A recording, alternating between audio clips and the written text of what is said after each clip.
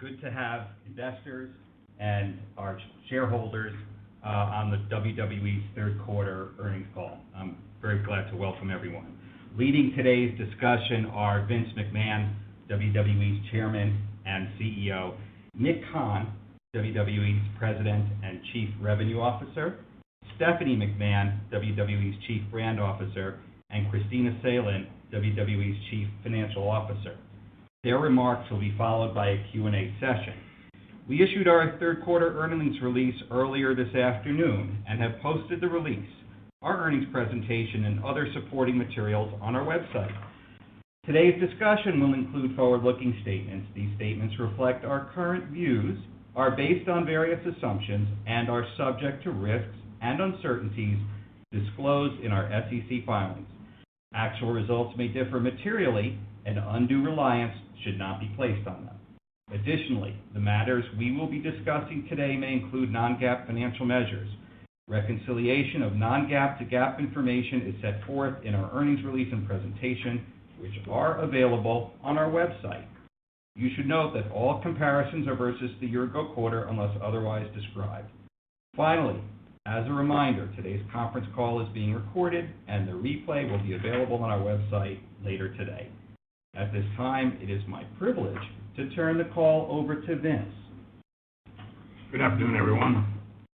As you can see, our solid financial results are pretty strong as a result of the global demand of all things WWE, including a return to live event touring, which is unlike any other media company. This is where the WWE brand really comes alive in so many different respects.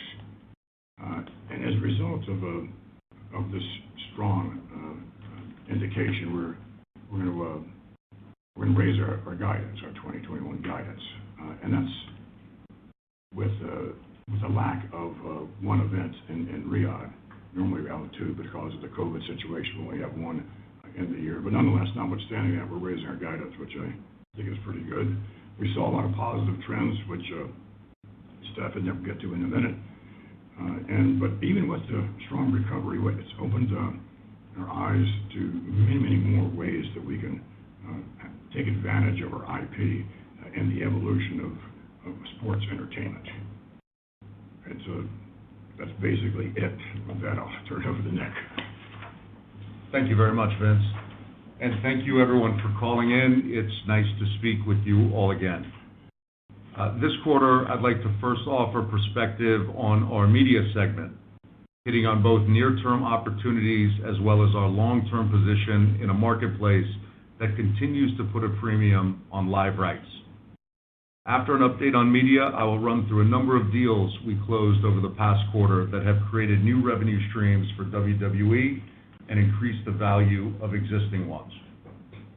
Looking first at near-term media rights opportunities, we have two key negotiations in our sights that will drive value for our company. The first is our re-air rights for Raw on Hulu, which expire in the back half of 2022. The second is the licensing of our direct-to-consumer service, WWE Network, in international markets, which we have discussed previously. A competitive landscape has already formed around both initiatives. In terms of the Raw re-air rights, we know from the data that there is a substantial and recurring audience who watch the program via delayed viewing week to week on Hulu. When we closed the Hulu deal in 2018, the media landscape was quite different, as we all know. NBCU was an active owner of Hulu, and Peacock was just a nascent dream. We now all know that in a 2021 world, NBCU is a passive Hulu owner, and barring exigent circumstances, NBCU's stake will be bought out by Disney at Hulu's 2024 valuation. Let's keep in mind what we all know. In addition to Disney's initial Hulu ownership percentage, Disney picked up Fox's ownership stake in Hulu with Disney's acquisition of a large majority of Fox 2+ years ago. We also recently saw executive shifts from Hulu to Peacock, and we believe that in addition to all other platforms looking for event programming that resonates, that the battle for Raw's re-air rights will be intense and fun. Regarding WWE Network, we continue to execute on a strategy to optimize our value across international markets. We have a model that buyers are responding to. As so many U.S.-based companies look to go international overnight, it sets up a competitive global landscape that none of us have seen over the course of our careers. We continue to believe that will garner great results. Outside of those media deals tied to our live rights, we are continuing to expand our original programming slate. This quarter, NBCU announced Ms. and Mrs. would be returning for a third season. Earlier in October, we debuted Escape the Undertaker on Netflix, an innovative interactive show featuring WWE superstars. 6 months ago, we merged our content units into one place, WWE Media. We recently completed a children's animation scripted project with a streamer, and will soon announce a slew of scripted and unscripted programming that demonstrates the weight of our content pipeline. This is an area that will continue to be a priority for us. We recognize these productions not only generate meaningful economic returns for our company, but that they also expand WWE's brand and help us establish relationships with myriad media companies while making sure that our programming remains young and diverse. All of this is directly related to our next U.S. rights negotiations. We are as bullish now on those rights as we were when we went into the prior negotiations, which saw an increase in the U.S. from $130 million a year AAV to $470 million a year AAV for Raw and SmackDown. We have previously discussed numerous deals that demonstrate the continued rise in the value of live. These included recently negotiated media rights for the NFL, NHL, Major League Baseball, the SEC, La Liga, and Wimbledon. Media rights that are coming up for renewal are also drawing interest from new buyers, which is expected to further the trend of meaningful increases for those rights. As an example, we know the English Premier League is looking to get $300 million a year annually for its U.S. rights, doubling the $150 million a year average annual value currently paid by NBCU. That bidding process is expected to be highly competitive, due in large part to the combination of traditional buyers and new buyers, like Amazon, ESPN Plus, and Peacock. They're all looking for live with dedicated fans to quickly build up their subscriber bases. Yesterday, Fox announced on its earnings call that they closed a multi-year deal with UEFA for its next 2 European championships in 2024 and 2028, and for over 1,500 soccer matches. A rights package in excess of what Disney currently pays for its portion of it. We have all read the rumors of Fox partnering with Fubo, a virtual MVPD, on this rights deal. With this sort of tonnage, that partnership made complete sense to us, creative and smart. Live continues to dominate linear while helping to build other platforms, and we are seeing scripted content continue to migrate to streamers. Both Apple TV and Amazon have been considered frontrunners for the NFL Sunday Ticket package. Ted Sarandos has publicly expressed that Netflix would rather buy than rent sports properties. He seemed to be referring to Formula One, coming off of the success of their Drive to Survive program. Speaking of Netflix, we have seen early cuts of our upcoming Vince McMahon multi-part Netflix documentary, which is executive produced by WWE and Bill Simmons, who did the acclaimed Andre the Giant documentary with us. The Vince cuts are out of this world. Amazing. Wait until you see it. As it relates to Bill Simmons, who some have referred to as the godfather of podcasts, or the podfather, this past quarter we closed a deal with Spotify and The Ringer for Spotify to become the exclusive audio network of WWE. The partnership jumpstarts us in this all-important space while allowing us to leverage the resources and reach of Spotify and its 165 million subscribers. That partnership was announced this past August at SummerSlam, when The Ringer hosted live shows for our fans in Las Vegas. We're confident that with Spotify's expertise alongside our library of intellectual property and our talent, that we will deliver an audio product that excites existing fans while also introducing WWE content to the millions of Spotify listeners. I would also like to discuss some new business with you. as we focus on extracting more value from our IP wheel. Further establishing new businesses that expand WWE's brand and drives revenue is a key for all of us. We've had an active quarter creating new revenue streams and increasing the value of existing lines of business. One area we've spent the last year examining is our strategic approach to pay-per-views. We've looked into all parts of that business and are making adjustments that we believe will enhance our results by making each pay-per-view a special event, not only in its content, but in all things surrounding each event. As promised last quarter, we recently announced our pay-per-view calendar for 2022. The dates, the cities, the venues.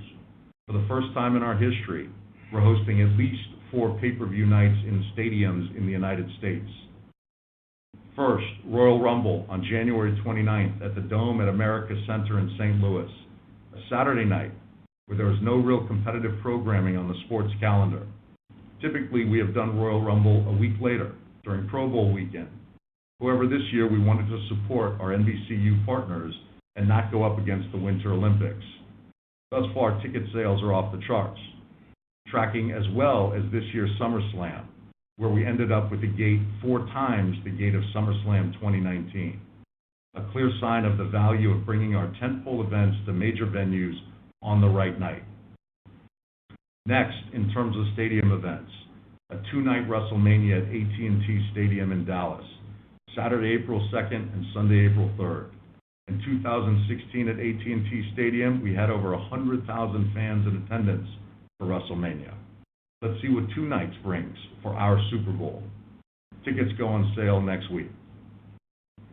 Our stadium event after that, another one of our big 5 pay-per-views, Money in the Bank.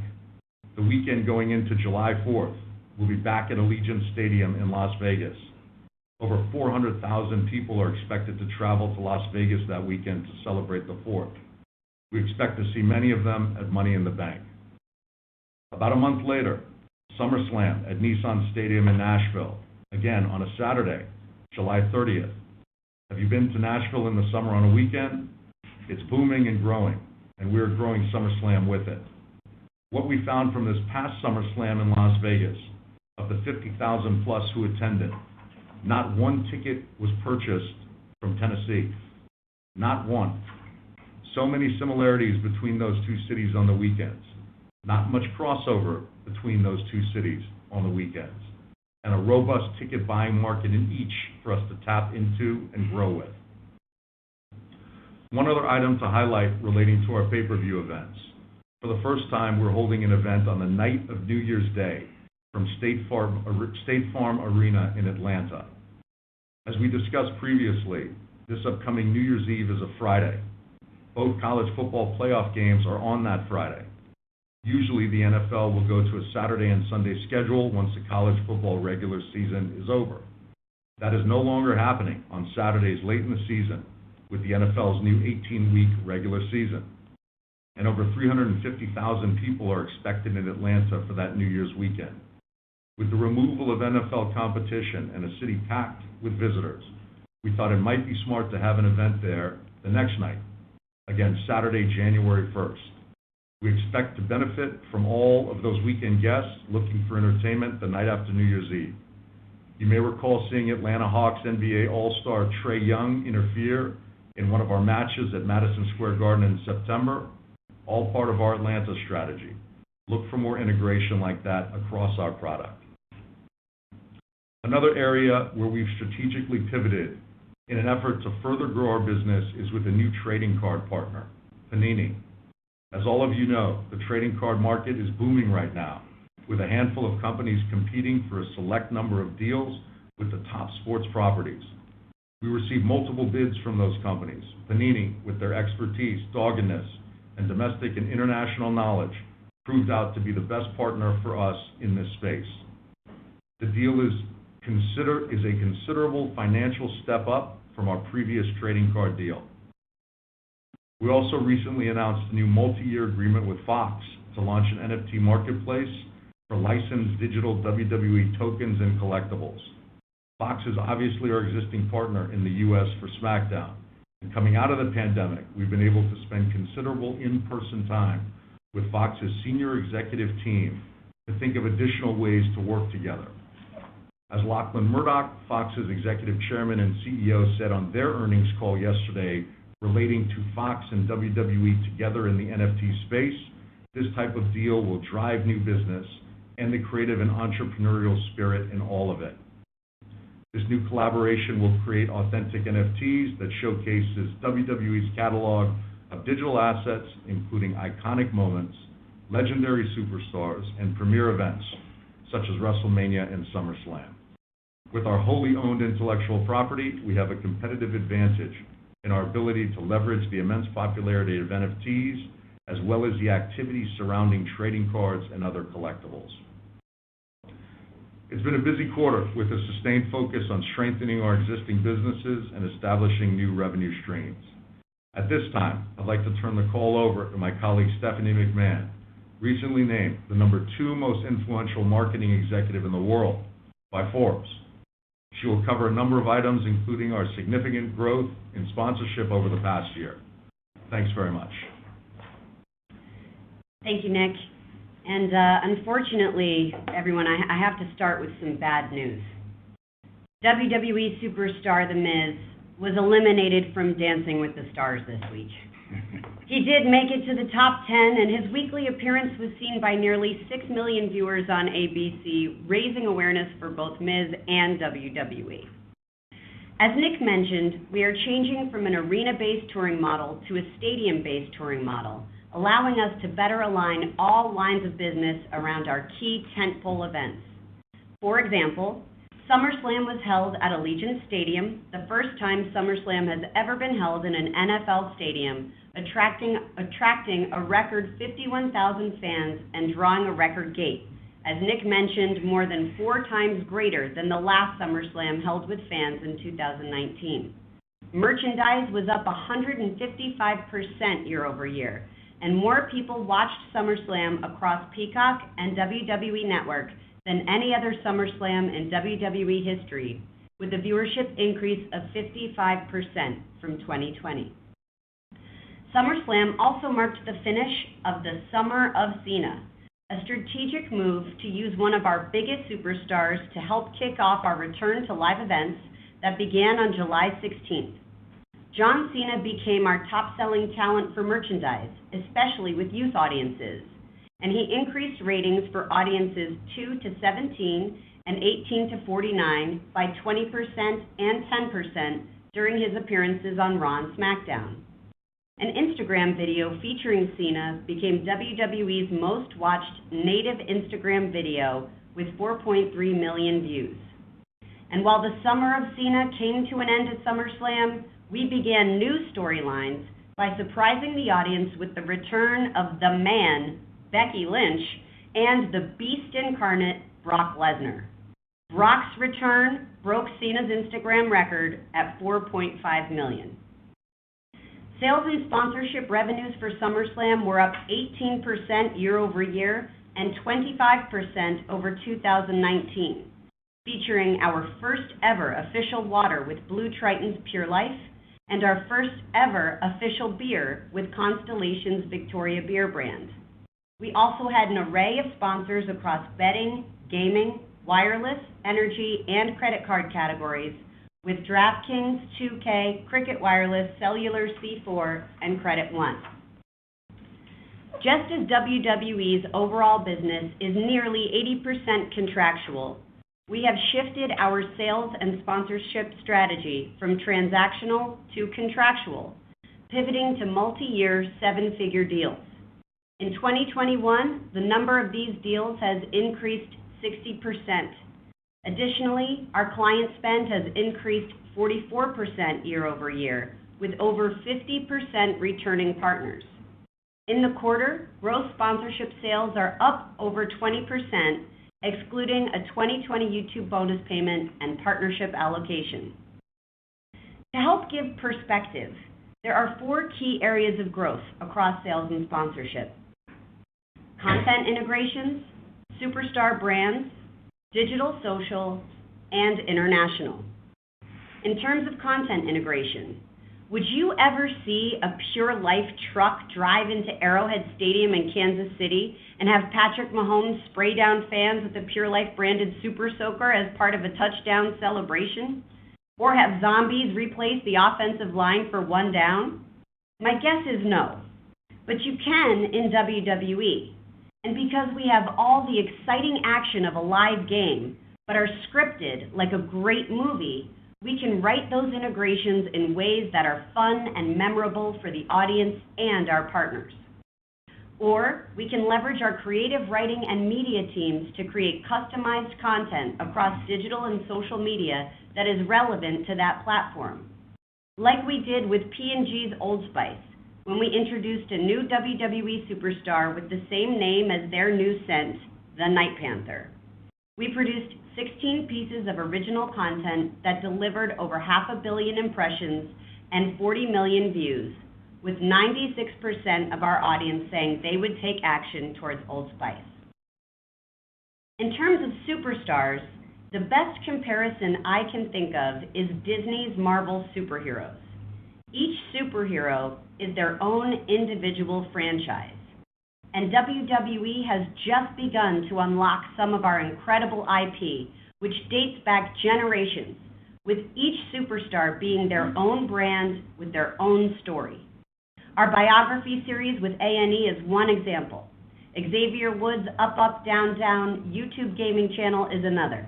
Becky Lynch on the cover of Golden Crisp, or The Miz with his own reality show are just a few examples. And international sales are just getting up to bat as we focus on creating more localized content. Additionally, engagement metrics continue to be strong for WWE, with a slight increase in television ratings for both Raw and SmackDown, despite tough competition from the return of live sports. Digital consumption increased to a quarterly record of 410 million hours, and video views increased 38% to 12.8 billion as compared to a prior year period that had benefited from COVID-19 related viewing trends. And with our renewed emphasis on producing more content for emerging platforms and younger audiences, our video views on Snapchat and TikTok are up 22% and 29% respectively year over year.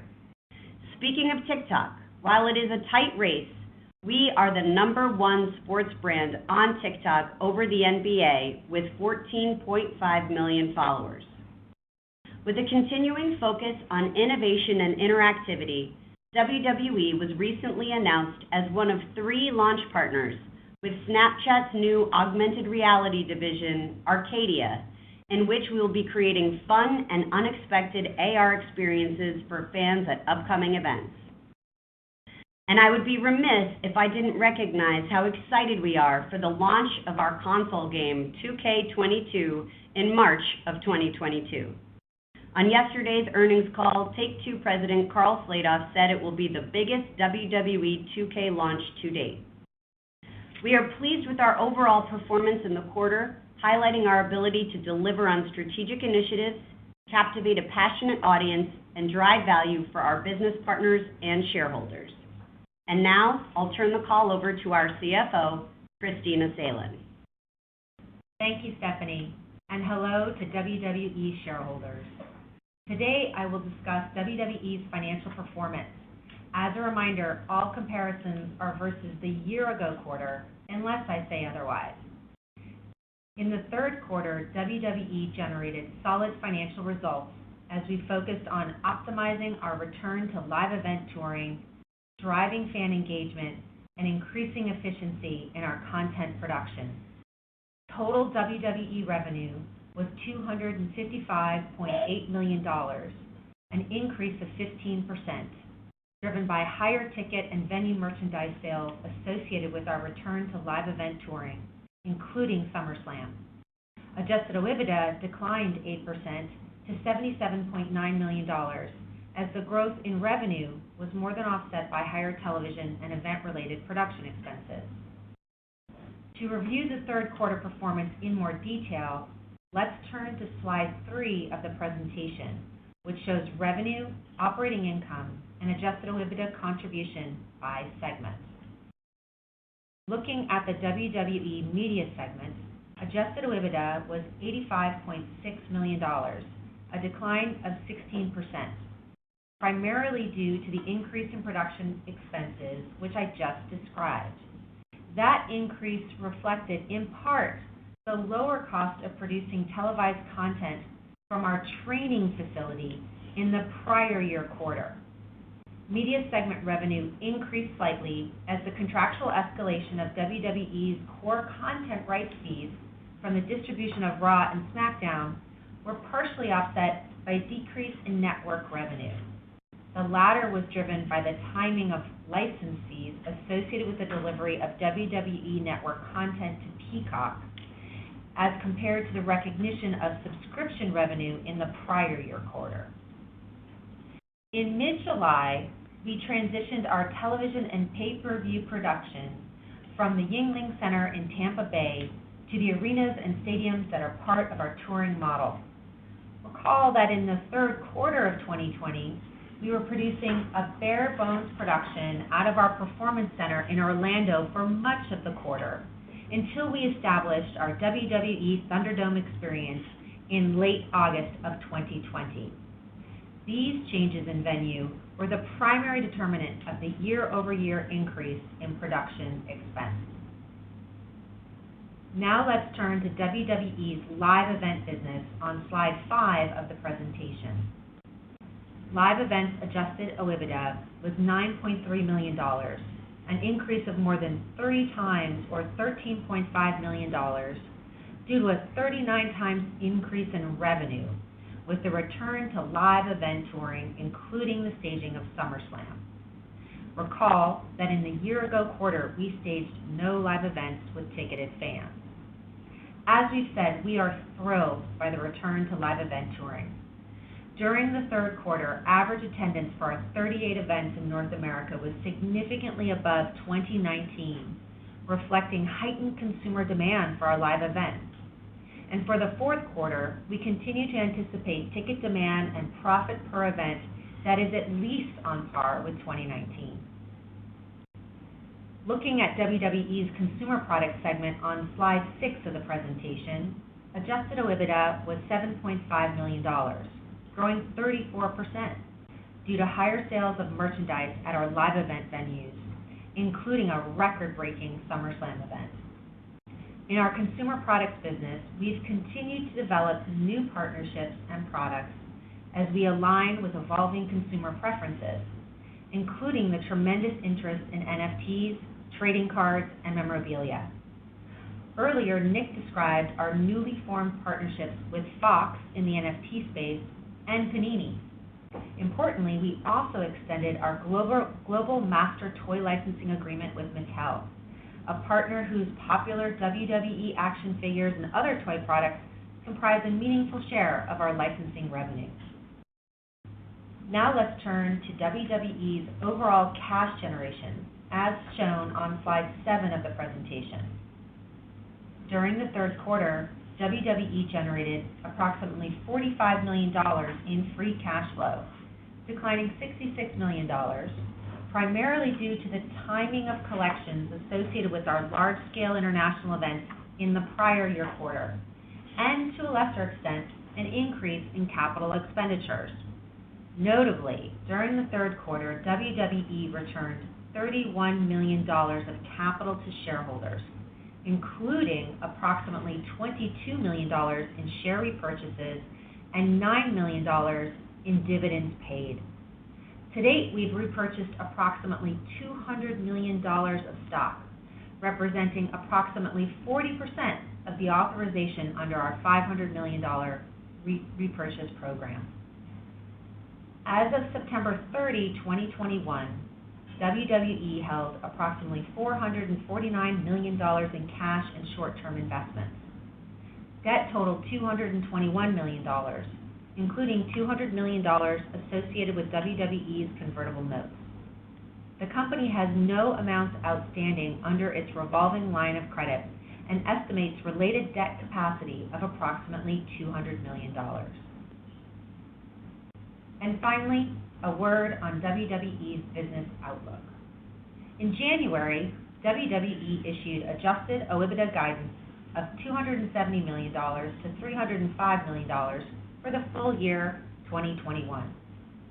During this third quarter, key performance metrics demonstrated positive trends, and we continued to realize heightened demand for live events and better than expected television production efficiencies. Based on outperformance to date and revised expectations for the full year, we are raising our guidance. Adjusted OIBDA is now expected to be within a range of $305 million to $315 million, with the staging of one large-scale international event. The revised full-year guidance implies fourth quarter adjusted OIBDA of $75 million to $85 million, as compared to $51.2 million in the fourth quarter of 2020. The projected year-over-year growth reflects the impact of staging one large-scale international event, which we were unable to stage in the fourth quarter of last year, contractual increases in media rights, and higher revenue and profits from the return to live event touring. These factors are partially offset by an expected increase in operating expenses. Turning to WWE's capital expenditures. Through the first 9 months of 2021, WWE has incurred about $24 million in capital expenditures, primarily to support our technology infrastructure and restart the construction of our new headquarters. While we continue to anticipate increased spending in the fourth quarter to support these initiatives, we also anticipate lower capital expenditures during the remainder of the year than previously estimated. For the full year 2021, total capital expenditures are expected to be within a range of $60 million to $75 million, lower than the previous guidance of $85 million to $105 million. The revised range does incorporate some potential supply chain disruption and associated potential timing-related changes in spending. In the third quarter, WWE generated better than expected revenue and adjusted OIBDA results.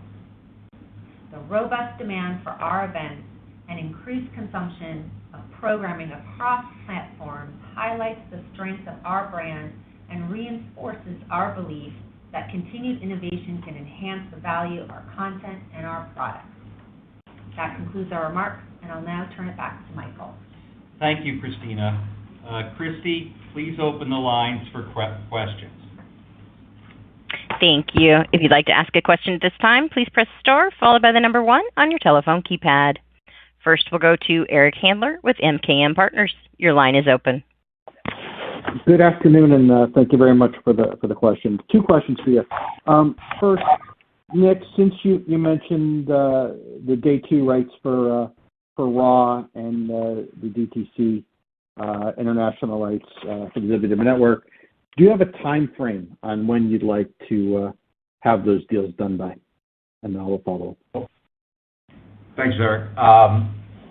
Couple things. On the day 2 rights, the deal is up latter half of 2022, so certainly it's going to be done by then, perhaps sooner. And on the international rights, you know, the lack of ability to travel, which has obviously freed up over the last couple of months, slowed down what would have been a quicker process, but that process is now sped up. So we're confident we're going to come back to you with news in short order.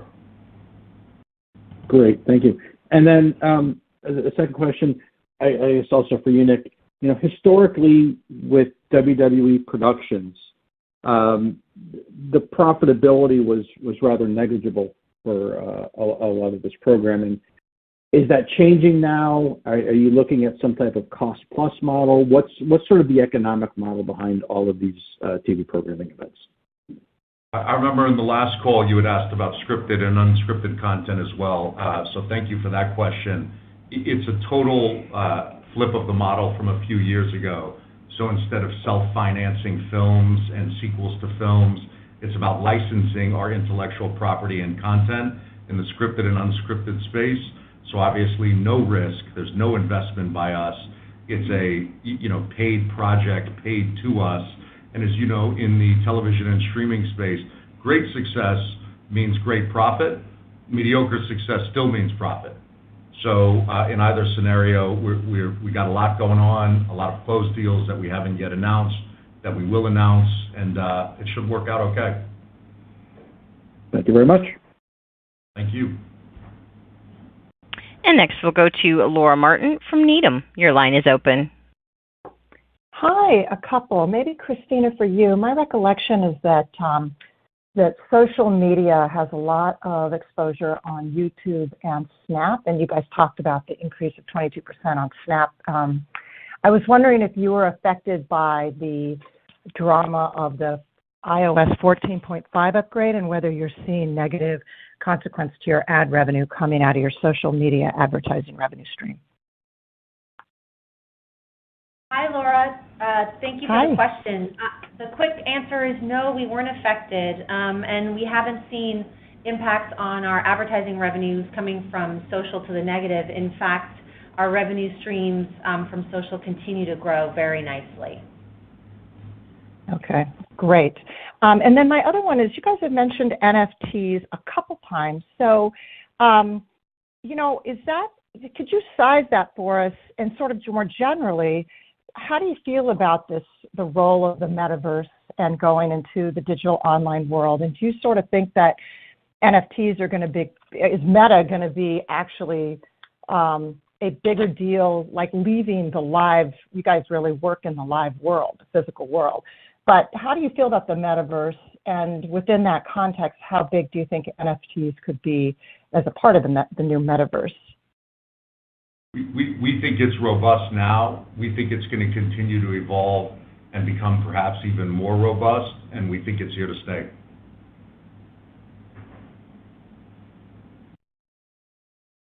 Okay, thanks. Thanks, Laura. And next we'll go to Brandon Ross from Lightshed Partners. Your line is open. Hi, guys. Good afternoon.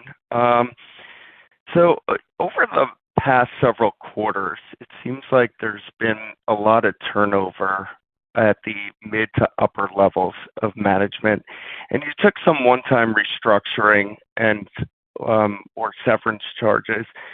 Can you talk about what the organizational goals are that you're trying to achieve with new blood, and to what extent you're trying to become a leaner organization from a cost perspective? And then if there are additional changes we should expect. I have follow-up. I can answer. Sounds good. Brandon, how you doing? It's Nick. Hi. Hey. So a couple things. We want the most efficient business model possible that produces the best amount of high-end content possible. So to us, it's about having the right people in place to do those jobs. So over the last year and change, we've all collectively looked at it and made sure that it's the right eyes, the right brains, focused on the right things. It seems to be working in terms of raising guidance while only doing one big international event when the guidance was based on 2 international events. We think you're seeing the profitability across the board here. So we're happy with the way it's going and hope it continues. You had a second question, you said? Great. And then I wanted to focus on NXT a little because you definitely made some changes over, I think, the last month or so. Wanted to see how you felt about the progress and whether you felt like you were achieving the goals of the revamp. We think it's all starting the way that we wanted it to start. So we wanted a younger, fresher, in-ring approach. We think we have it. You've already seen some talent from the new NXT elevated to the main roster. There's going to be more of that. Our recruiting efforts, which we can go through at a later date, which are spearheaded by Paul Levesque and Bruce Pritchard and a number of other folks here, are focused on young athletes who may not, at this moment in time, be in the quote-unquote wrestling space. And we think all of those results will come to fruition in the right way, and that NXT will continue to build the way it's already building. Great. Thanks so much, Nick. Thank you. And next we'll go to Benjamin Swinburne from Morgan Stanley. Your line is open. Hi guys, it's Marianne on for Ben. Just two questions on my end. First, can you talk about your international content rights expectations, especially as it relates to your larger territories like India and the UK, in the context of your revamped international distribution strategy for your streaming product? And is there any possibility that you will maybe ink a deal in the MENA region as well? Sure. Thank you for the question. This is Nick. Keep in mind, our existing India deal with Sony is an all-encompassing deal that includes the premium rights. So that's a deal that's already in place. In the UK, BT, our existing partner, Raw, SmackDown, and NXT, there's currently conversations about what the best plan is for WWE Network in that territory. We should have some news soon. And in the MENA region, we continue to work on it. Progress, not done yet, but certainly something that we remain optimistic and bullish on. Got it. Thank you. And my follow-up question is on your general programming strategy. How do you think about the trade-off between keeping IP on WWE Network versus linear, thinking specifically about a show like NXT that has moved kind of between both mediums? Thank you. Thanks for that question as well. It's a fine line. It's something that we're in constant dialogue about. What is best on WWE Network on Peacock in the United States, agnostically in other international territories, with certain international partners in different international territories, and what's better to sell to third-party companies. It's all about eyeballs and exposure and, of course, over-delivering for our partners. So there's not a science to it, but there's certainly a lot of dialogue behind all the decisions that are made. Understood. Thanks so much. Thank you. And next we'll go to Curry Baker from Guggenheim Securities. Your line is open. Hey, thanks for the question. One on sponsorship. Can you guys maybe help us size the opportunity there? I know, it's an area I think the company's historically under-monetized, and looking at other sports comps. Can you maybe help us think about the ultimate opportunity and maybe the strategy to get there over the next couple of years? Sure, Curry. This is Steph. Thank you for the question. There's no reason why in the next 3 to 5 years we couldn't be in the hundreds of millions of dollars. And in terms of the strategy, yep. Sorry, in terms of the strategy, it's really the 4 key buckets that I laid out earlier in my remarks: the content, our talent, digital, social, and international. Okay. No, that's helpful for framing. And then maybe a quick one for Christina. On the guide for the fourth quarter, you obviously have, if we look at where you were fourth quarter last year, $51 million of EBITDA. You've got a number of positives, the Saudi event, live events, and then also cost escalators on the contracts. Can you maybe help us think about incremental expenses in the fourth quarter? Incremental from the third quarter, you mean? Yes, exactly. Well, I think if we can talk a little bit about third quarter versus fourth quarter, Curry, I think what you see is the driver will continue to be live events from a top-line perspective. And when we compare the third quarter versus the fourth quarter, remember that we'll have fewer pay-per-views in the fourth quarter, in part because of the great decision that we made to move our December pay-per-view to January 1st, to day one in Atlanta. And so when we look at the first quarter, we'll have more potentially 3 pay-per-views in the first quarter of next year. So from a fourth quarter perspective, sequentially, live event OpEx will follow in line with from a pay-per-view perspective as well. But all that being said, our live event demand continues to be, as I mentioned in my remarks, at least at par with 2019, in terms of ticket sales and per event profitability. So we continue to see a lot of strength for our live events. Another thing to remember sequentially as well is how we allocate network revenue as it relates to our Peacock partnership, and that's directly correlated with the number of pay-per-views we have in any given quarter. And so for that reason, if you'll recall, second quarter with WrestleMania is our largest allocation. Third quarter with SummerSlam is a large allocation. And when we get into fourth quarter, of course, we have our one large-scale international event, and we have a Survivor Series, but it will be a lower allocation relative to WrestleMania and SummerSlam. So those are all the sequential puts and takes to consider as we move from third quarter to fourth quarter. But again, our guidance, our adjusted OIBDA guidance relative to year over year indicates strong growth coming in the fourth quarter. Okay, Is that thanks, helpful, Christina. Curry? It was, thanks. You bet. And again, if you have a question, please press star one at this time. Next, we'll go to David Joyce from Barclays. Your line is open.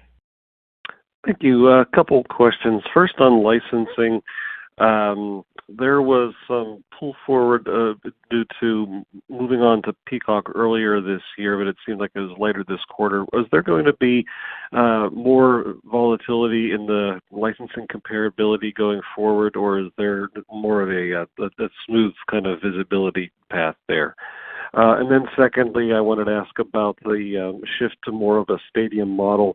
What will that do to overall event volume, given that you've got weeklies for Raw, SmackDown, and NXT? Is there going to be any, are the larger scale events going to replace some of those effectively, or is there something incremental here? Thanks. If good by you, David, we'll go in reverse order there. Last time you had asked about MMA consolidation, so I take it you're satisfied with that at this moment in time, which is great. In terms of our stadium events, no, it's not going to have any impact on the frequency or tonnage of Raw, SmackDown, or NXT. Those remain 52 weeks a year, barring exigent circumstance, 3 times a week. These pay-per-views are separate above and beyond that. We just have seen the appetite for more fans in right cities at the right time on the right night. So the model is based on that. Thus far, it's proven out with SummerSlam. We believe it's going to continue to prove out in 2022. And David, just to clarify your licensing question, you were referring to the licensing of the network to Peacock? Well, there was some licensing movement in your results this quarter. There were some comparability changes there. I was just wondering if there's should we expect some volatility in that line going forward? If you're referring to the licensing of the network to Peacock, as I mentioned before, we allocate the cash we receive in any given quarter from Peacock is the same. We allocate that revenue based on the contribution of the pay-per-view events in any given quarter. So a WrestleMania quarter is the greatest allocation, followed by SummerSlam, and so on and so on. So that's how we think about licensing of the Peacock allocation. If you're talking about licensing generally, what I would say is a number of the things that Nick mentioned in his remarks over the course of the next year will have a positive impact on licensing of our products and our brands. He mentioned, for example, NFTs and the partnership we have with Fox. He referenced Panini, and in my remarks, I referenced our extension with Mattel, our toy licensing partner. So there are a number of positive impacts on licensing that, from a year-over-year perspective, will have a positive contribution going forward. Does that answer your question, Sure. David? Yeah, that's fine. Thank you. Great, thank you. I believe that's our last. And with no further questions in the queue, I'll turn it back to Michael Weitz for closing remarks. Thank you, everyone. We appreciate you listening to the call today. If you have any questions, as always, please do not hesitate to contact me, Michael White, 203-352-8600.